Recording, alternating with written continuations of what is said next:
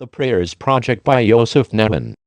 Now when speaking of prayers, we're referring to the difference in prayers between a day-to-day basis and Shabbat prayers. But to answer that, let me begin with a broad statement. God created the world in 6 days, not 7. The 7th day was the day God took a rest from it all. This is the basic connection we make with life today. That Shabbat is the day we take a rest from our 6 days of working, and rest to take in the spirituality. There are many ways rabbis have told us we obtain higher spirituality on Shabbat. The basic abstinence from daily activities, works is already a way of separating yourself from the physical, allowing you to take in more spiritual. Some say when Shabbat comes in, you're given an additional neshama, which increases our spirituality. There's also the difference in alayat, where on regular days we only read a portion of the Torah, but on Shabbat we read 7. If one is greater in size Kal Vachomer, it should also be greater in spirituality. The ruling of Shabbat is actually from the Torah,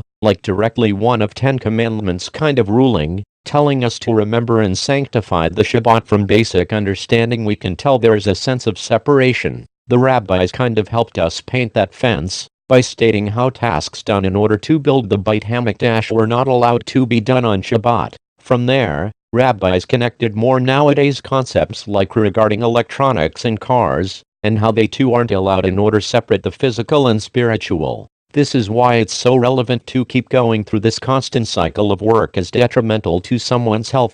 This day of separation allows one to clear his head and not think about work, rather finally spend time with his family and reconnect with God. Not that many changes were made to the actual prayers since its creation, however there do exist some differences, like whether or not you recite Keter during Musaf. Sephardim say yes while Ashkenazim say no.